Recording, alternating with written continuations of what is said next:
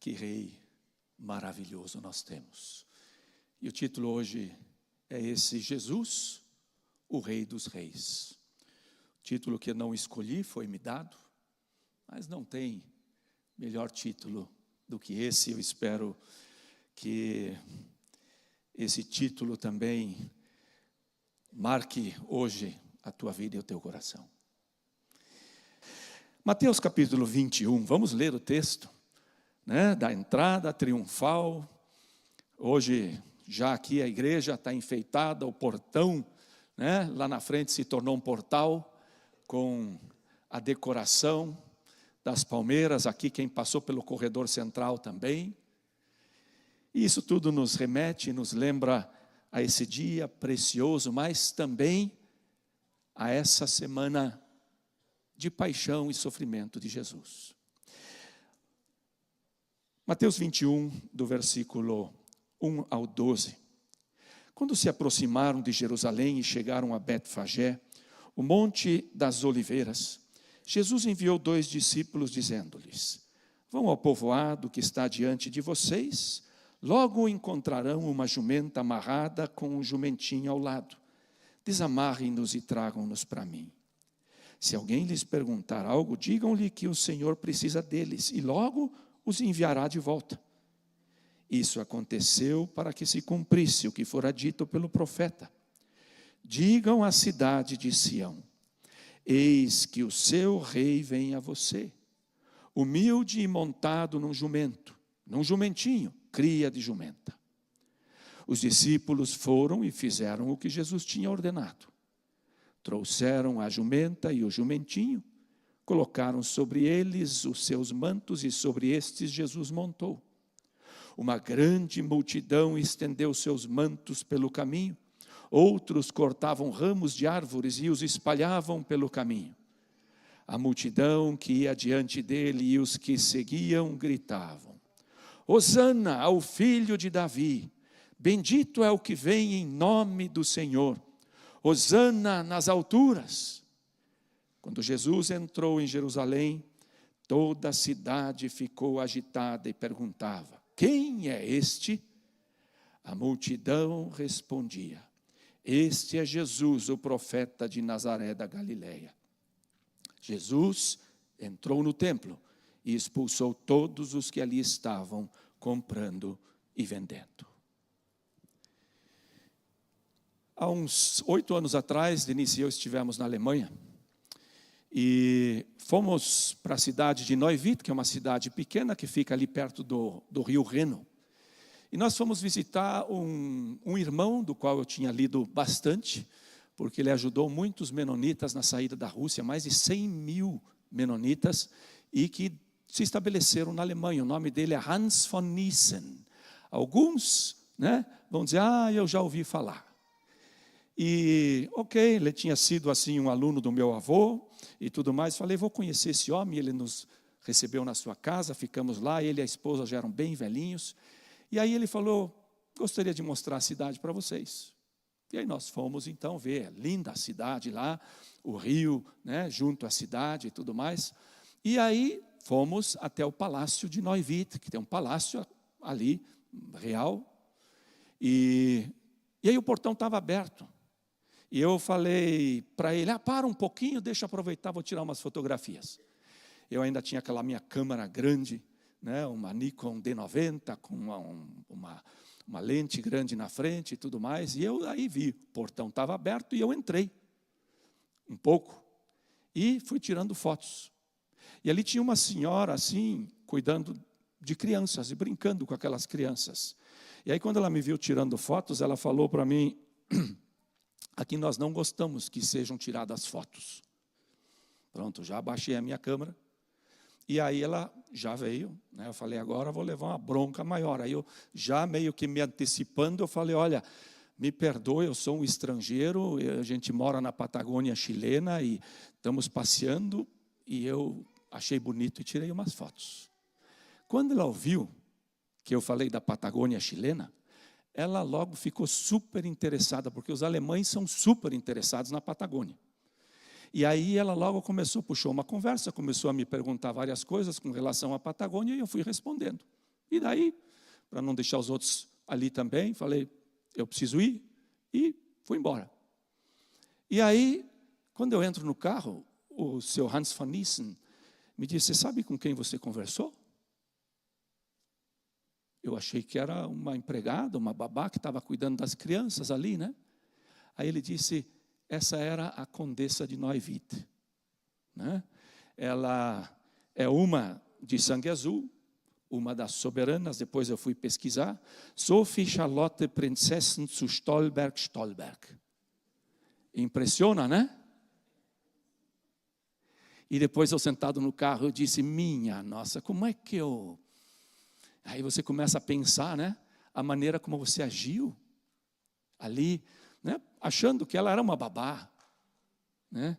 E eu estava na frente de uma princesa. Nunca tinha estado na frente de uma princesa e de repente eu estava. Condessa. E aí esse exemplo me veio, e eu penso justamente no nosso Senhor Jesus. Como é que você vê Jesus? Como é que Jesus é para você? Nós aqui temos uma profecia se cumprindo. Não tem relógio hoje aqui. Isso é perigoso. Atrás também não tem. Então tá bom. Zacarias capítulo 9, versículo 9, é a profecia que nós temos aqui no versículo 5. Digam à cidade de Sião, eis que o seu rei vem a você, humilde e montada num jumento, num jumentinho cria de jumenta. E Zacarias, ele ainda chama um pouquinho mais forte, ele diz, alegrem-se muito, cidade de Sião. Exulte Jerusalém, eis que o seu rei vem a você. Que lindo, né? Normalmente se vai ao rei, aqui é o rei que vem a você. Esse é o nosso rei. Justo, vitorioso, humilde e montado num jumento, num jumentinho cria de jumenta. E aqui está se cumprindo. Jesus esteve ali perto do Jordão, ali ele chamou o jovem rico para segui-lo, ele abençoou as crianças, depois ele entrou em Jericó, teve um encontro com Zaqueu, e depois ele sobe a serra e vai para Jerusalém. E agora ele está entrando na cidade. Aqui nós vemos o profeta conclamando e dizendo, alegrem-se muito, exulte Jerusalém. Por quê? Porque o teu rei vem a você. E aí ele descreve o rei. Agora ele descreve, ele diz um rei justo e vitorioso. Na época não era muito diferente do que nós temos hoje.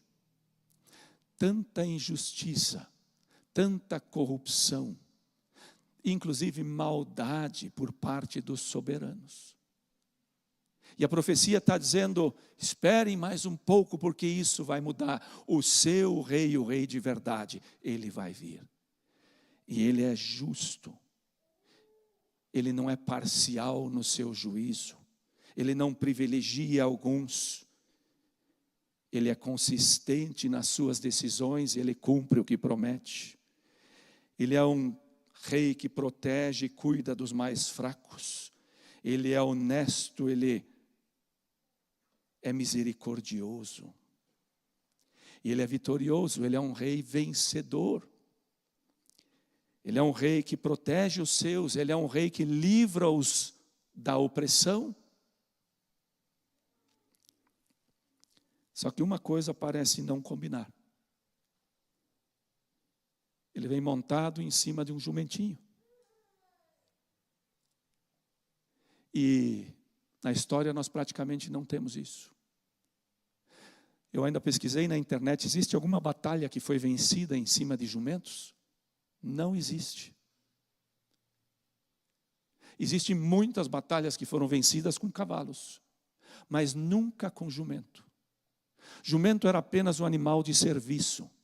Ele carregava os mantimentos, a água, às vezes até a munição, Ele é um animal que simboliza mais bem a paz, o serviço e a humildade.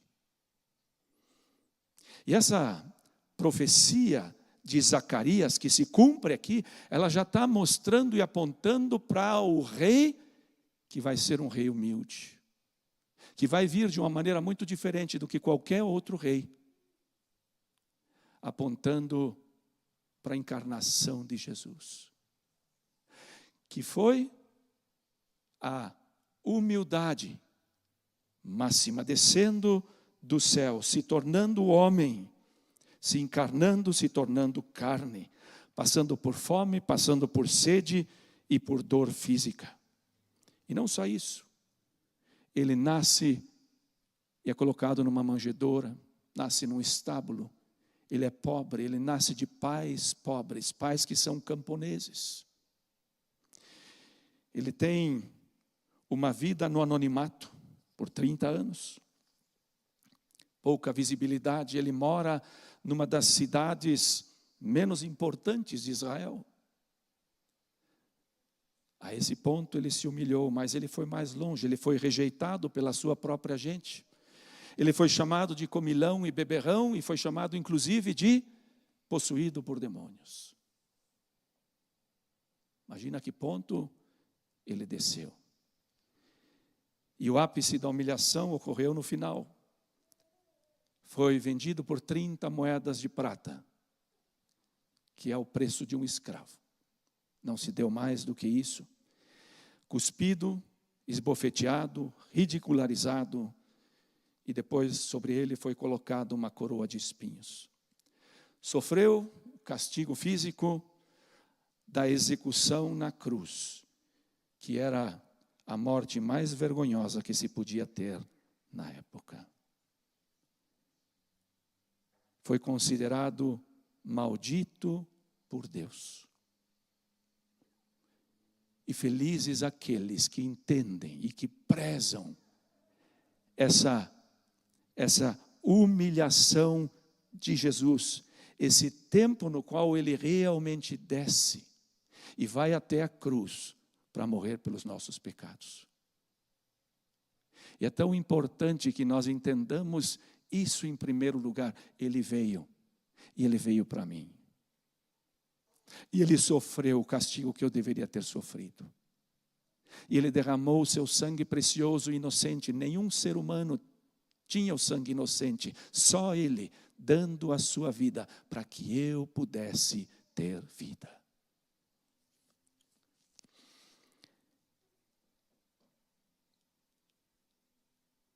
E nós estamos gratos, e nós o adoramos, como hoje fizemos, e nós o louvamos por esse sacrifício tão tremendo que ele fez.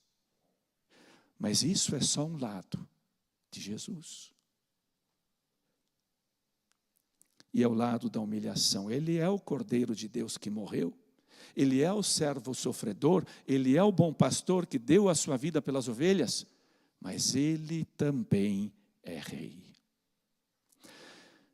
Pastor Luiz Giglio é um pastor bastante famoso nos Estados Unidos, descendente de italianos. Ele conta a história de um jovem que participou de um retiro e depois de ouvir tudo, abriram para perguntas. E ele aproveita e pergunta para o palestrante o seguinte: talvez ele tinha dúvidas, talvez ele também só quis ridicularizar o que o palestrante disse. E ele pergunta para o palestrante o seguinte: como é possível que um homem que sofra por algumas poucas horas e depois morra, leve sobre si uma carga tão grande de pecados? Os pecados de milhões de pessoas. Algumas poucas horas de sofrimento e um efeito tão grande. Não é desproporcional? Não faz sentido, diz o jovem. E agora o que você responderia? Está todo mundo assim. E o palestrante olha para o jovem e diz para o jovem: eu tenho uma pergunta para você. E diz: quem é esse homem? quem é esse homem? Porque é isso que faz toda a diferença. Esse é o homem que desce do céu, enviado do céu, e se torna carne. Esse é o Deus em carne humana. Esse é aquele que recebeu mirra, incenso e ouro quando ele já estava na manjedoura, bem humilde. A mirra lembra o sofrimento que ele teria, o incenso que ele seria adorado, e o ouro, ele simboliza a sua realeza, que ele é rei. E a Bíblia diz claramente, e agora eu vou puxar vários versículos, não menospreze, porque é a Bíblia. Jesus é rei dos judeus. Os reis magos chegam para Herodes e dizem: onde está o recém-nascido rei dos judeus? Viemos para adorá-lo. Lá fora, lá longe, eles tinham mais conhecimento de quem era Jesus do que aqueles que estavam ali entre o povo. Ele recebe presentes que normalmente eram dados por um rei. E Jesus, ele nasceu rei. Todos os reis da terra se tornaram reis. Jesus nasceu rei, mesmo que se visse somente um bebê numa manjedoura. Mateus 27:11, Pilatos diz a Jesus: você é o rei dos judeus? Jesus responde e diz: tu o dizes. Você o está declarando. E Jesus não o nega, ele deixa. Depois Pilatos pergunta para os judeus e diz: querem que eu solte o rei dos judeus? E eles dizem: crucifica-o. Gritaram eles.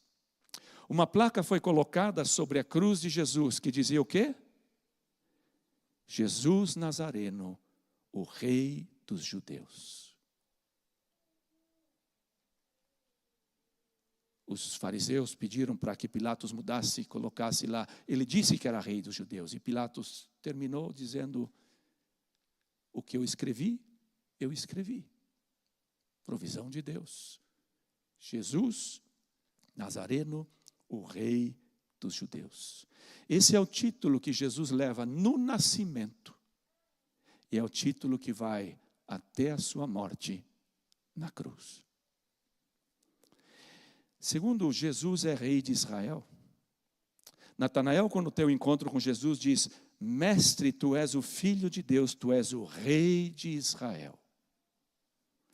Em João 12:13, a mesma história da entrada triunfal, as pessoas estão pulando e estão se alegrando com os ramos e as roupas no chão, e as pessoas estão dizendo: Hosana, bendito é o que vem em nome do Senhor, bendito é o rei de Israel. Estão felizes, eles estão pulando. Por fim veio o rei que nós estamos esperando. O que eles não esperavam é que Jesus não seguisse reto para o pretório, para dar um golpe de Estado. Ele acabou indo para a esquerda e entrando no templo, para purificar o templo. Em Mateus 1, nós vemos o seguinte: registro da genealogia de Jesus Cristo, filho de Davi, filho de Abraão. É assim que começa esse evangelho de Mateus. Sabe por que Mateus foi escrito? Cada evangelho foi escrito para um grupo de pessoas. Mateus foi escrito principalmente para os judeus. E Mateus vai procurar mostrar Jesus como o rei de Israel. Essa é a tônica dele do começo até o fim. Jesus é o rei de Israel. E ele começa na própria genealogia, Abrão até Davi, 14 gerações, de Davi até o exílio, mais 14 gerações, e depois do exílio até Jesus, 14 gerações. Para mostrar que Jesus é o filho de Davi, o rei que se estava esperando. que havia sido prometido e de uma forma tão maravilhosa em Isaías 9, 6, 7. Como é esse rei? Ele será chamado maravilhoso, conselheiro, Deus poderoso, Pai eterno, príncipe da paz. Ele estenderá o seu domínio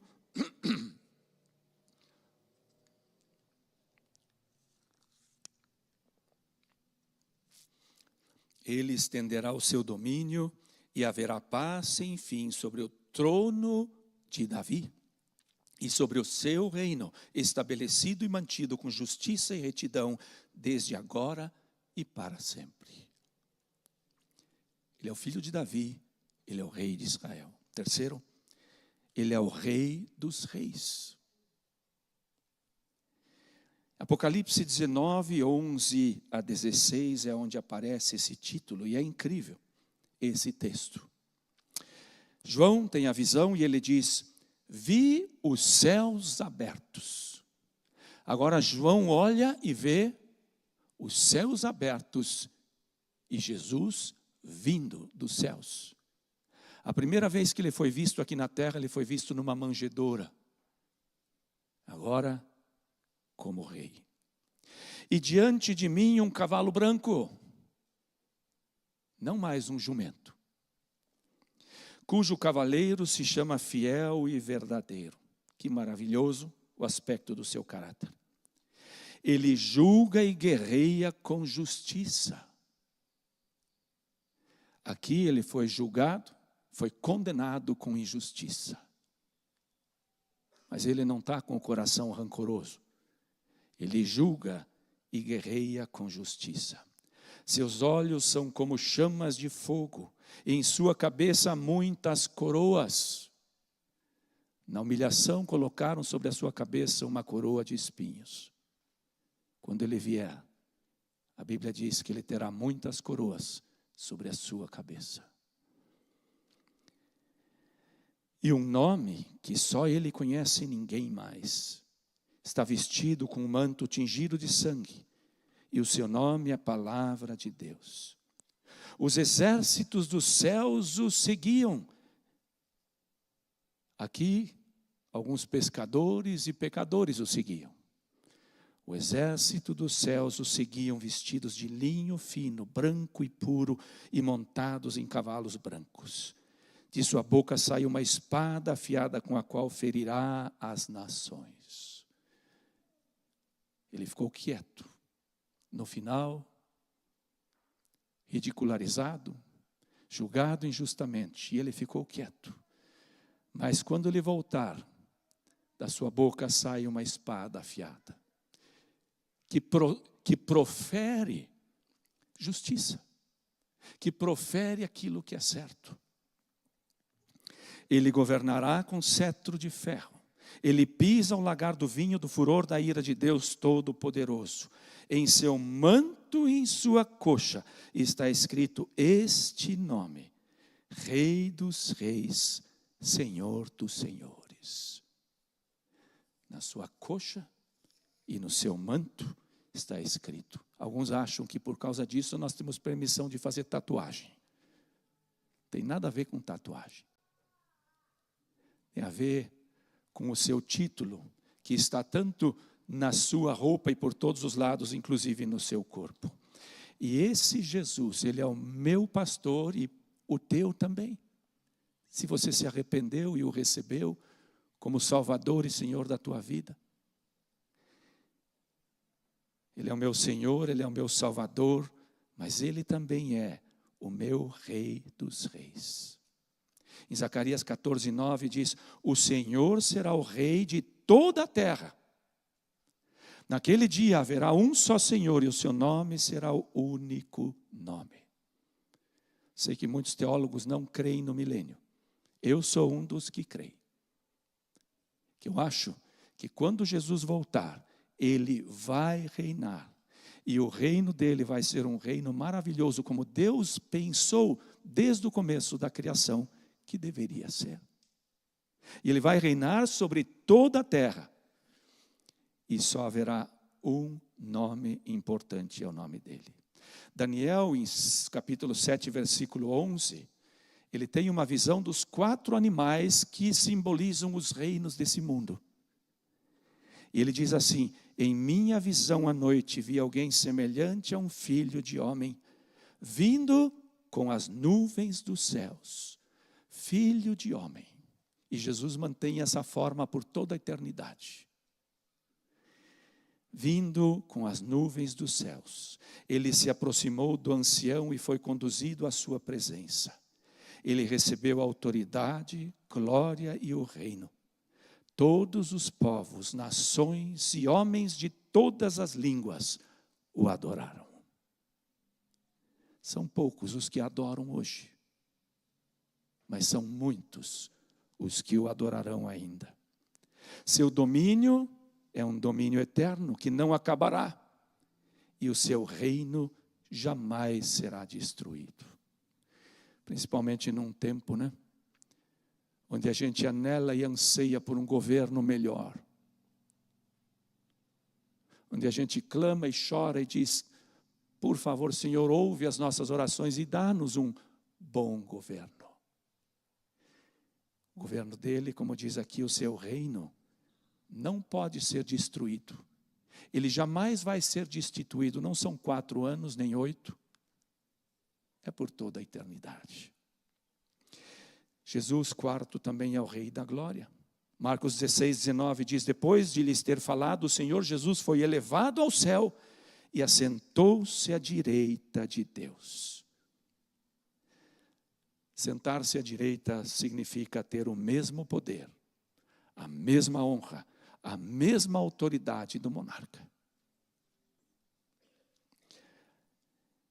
Paulo expressa assim em Filipenses 2, do 9 ao 11, por isso Deus o exaltou à mais alta posição, porque ele se humilhou. Morreu, ressuscitou, foi assunto ao céu e foi recebido no céu, de portas abertas, possivelmente com muita exaltação. Recebeu um nome que está acima de todo nome, para que ao nome de Jesus se dobre todo o joelho nos céus, na terra e debaixo da terra. E toda língua confesse que Jesus Cristo é o Senhor, para a glória de Deus Pai.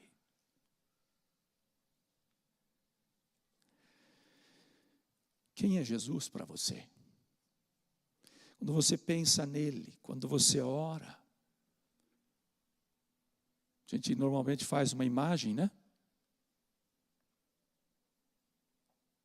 Nós não adoramos o bebê na manjedoura.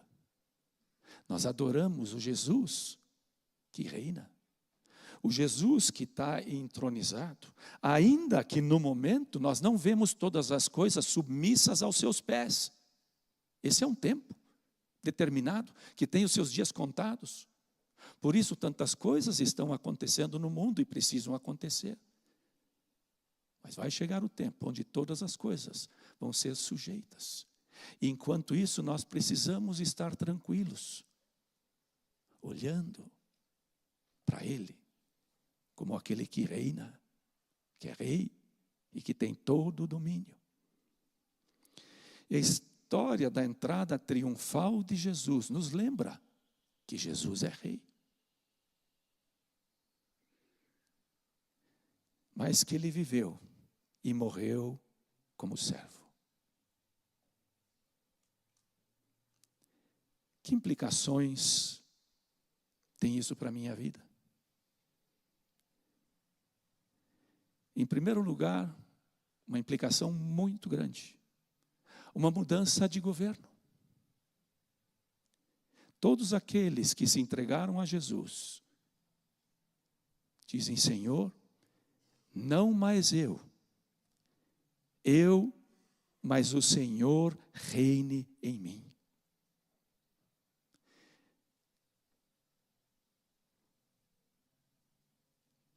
Ele é o rei. E quantas vezes a gente se pega sentado no trono? O nosso eu é tão grande, e ele tem a facilidade de empurrar de alguma forma Jesus para o lado. E eu vou pensando, vou tomando decisões, vou agindo e vou fazendo. E tantas vezes, sem olhar para esse lado de Jesus como o governo da minha vida, como aquele que realmente precisa dizer para onde as coisas vão, procurando inclusive na palavra o que ela me diz. O meu agir e o meu decidir segundo a vontade dele. Eu abri mão de um estado independente. E hoje ele reina principalmente em nós, na igreja. E é na igreja que o reino dele hoje é manifesto. Por isso, quando eu não me submeto ao rei como o meu rei, o meu governante, eu estou indo contra, inclusive, o seu próprio reino. E por isso a nossa oração diariamente, e talvez muitas vezes, e como o Werner outro dia pregou, falou, nós precisamos nos converter muitas vezes. E nos converter do quê? Converter do nosso domínio. Para nos rendermos àquilo que Ele quer.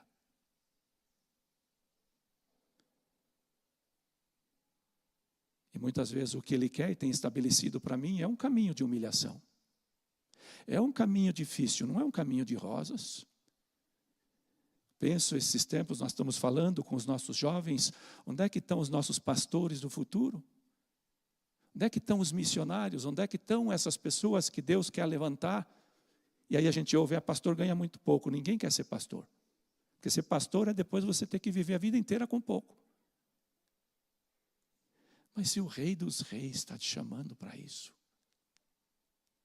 e está dizendo, e você sabe, você sente no coração, esse é um chamado que eu tenho do meu Rei. Eu só posso dizer sim, Senhor, e dizer, Senhor, o Senhor vai cuidar de mim. E assim, talvez com o chamado de ser missionário, talvez o chamado de exercer algum cargo aqui, o chamado de talvez alguma coisa lá fora, eu não sei. Se Ele é o meu Rei, eu posso ficar tranquilo, porque Ele vai cuidar de mim, se Ele me chama. Segunda implicação, ter Jesus como Rei significa ter a ética dele. Ele é justo, Ele é verdadeiro, Ele é fiel, Ele é honesto em todos os seus caminhos. Seguir nesse reino e ter Jesus como Senhor é adotar o seu caráter como o meu caráter. É dizer todo dia de novo, Senhor, eu quero ser mais como o Senhor. Terceiro, Jesus foi tão diferente dos ditadores que procuram escalar. E Jesus mesmo na sua vinda não vai ser um ditador, porque Jesus inclusive hoje entronizado está servindo-nos, ouvindo as nossas orações. Colocar os meus talentos, os meus recursos a seu serviço. Para quê? Para que o seu reino possa ser conhecido e expandido. Ele é um rei que serve. Quem está nesse seu reino, serve. E nós vamos servir eternamente, porque é uma das maiores demonstrações de amor que se pode dar a uma outra pessoa. E por último, que implicação tem ter Jesus como rei? A confiança de ter alguém poderoso que cuida de mim, que é vitorioso, que venceu. Ele venceu o pecado, venceu o medo, venceu a morte. Paulo e os apóstolos olhavam para Jesus sempre como o ressurreto, como aquele que ressuscitou. Possivelmente domingo vamos ouvir muito mais sobre isso. E é a Ele que nós devemos olhar. Em Hebreus 4,16, que versículo precioso, diz: acheguemo-nos, portanto, confiadamente junto ao trono da graça, a fim de recebermos misericórdia e acharmos graça para socorro em ocasião oportuna. Porque Jesus abriu o caminho, eu sou aceito. Eu posso entrar ao seu trono, sem medo, preocupação nenhuma. E colocar diante dele tudo aquilo que pesa no meu coração. todas as ansiedades, todas as preocupações que eu carrego. Por quê? Pedro inclusive diz, lancem sobre ele toda a vossa ansiedade, porque ele tem cuidado de vocês. Por quê? Porque ele é rei, porque ele reina, porque ele tem todo o domínio, porque ele tem o poder para reverter tudo aquilo que é ruim para nós, ou que inclusive é feito de ruim contra nós, em bem. Só por causa dele, por ele estar sentado no trono, é que nós podemos dizer que todas as coisas cooperam para o bem daqueles que amam a Deus. Porque ele nos ama também e cuida de nós. Como não se entregar a alguém assim? Como não viver para alguém que é tão maravilhoso? Como não cantar e se prostrar diariamente e dizer, sim, Senhor, minha vida está torta, me perdi aqui, me perdi lá, mas Senhor, seja rei da minha vida, seja o rei do meu coração. Que esse domingo de Ramos seja um dia de alegria, um dia de gratidão por tudo aquilo que Ele fez, mas também por quem Ele é, por quem Ele é. E olhe para Ele como o Rei exaltado, justo, fiel, vitorioso, Rei dos reis, Senhor dos senhores. Amém. Vamos levantar e vamos orar.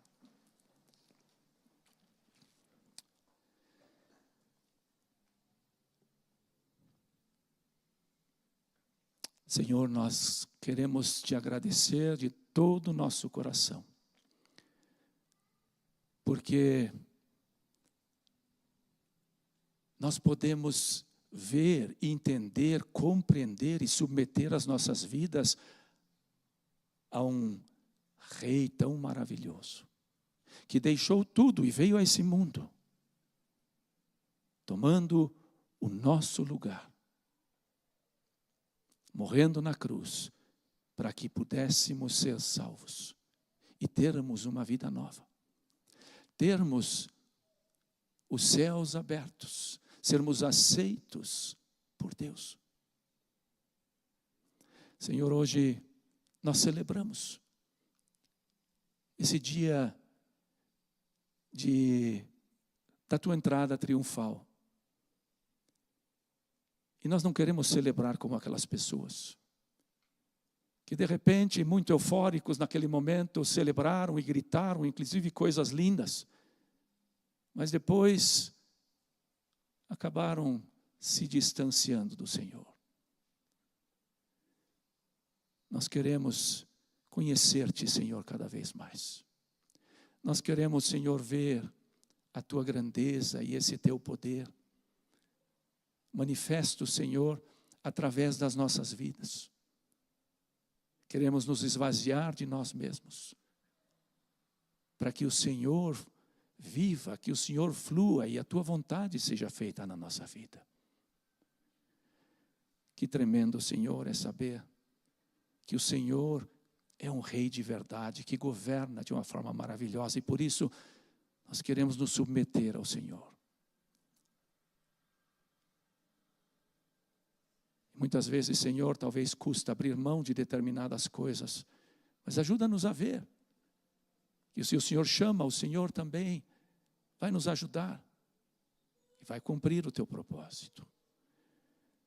Obrigado, Senhor, porque podemos ter um novo coração, um coração cheio do Senhor, um coração que ama, um coração que é correto, um coração que é honesto, um coração que quer o melhor, um coração perdoador.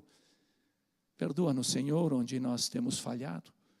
Limpa e purifica o nosso coração. E muito obrigado, Senhor, por termos esse acesso maravilhoso ao Senhor. E podemos levar todas aquelas coisas que nos afligem, ou talvez afligem a outros e os nossos irmãos, e saber que nós vamos receber misericórdia ao entrar na tua presença. E vamos achar graça e socorro em ocasião oportuna. Porque todo dom perfeito vem do alto. vem do Senhor. E assim, Senhor, nós queremos ir também, esses próximos dias, exaltando, engrandecendo o Senhor nas nossas vidas. Com tudo aquilo que o Senhor nos revelou, nos mostrou, com tudo aquilo que o Senhor é. Reina, Senhor, em mim, como cantamos. Reina em mim, reina em nós, reina, Senhor, na nossa igreja. Reina, Senhor, nessa colônia. Ajuda-nos, Senhor, a que possamos ser aquilo que o Senhor planejou que fôssemos, uma luz para essa nação, uma luz para esse mundo. O mesmo Deus de paz te santifique por completo, tua alma, teu espírito, teu corpo, e o mantenha irrepreensível até a vinda do nosso Senhor, Salvador, Rei dos Reis, Jesus. Amém.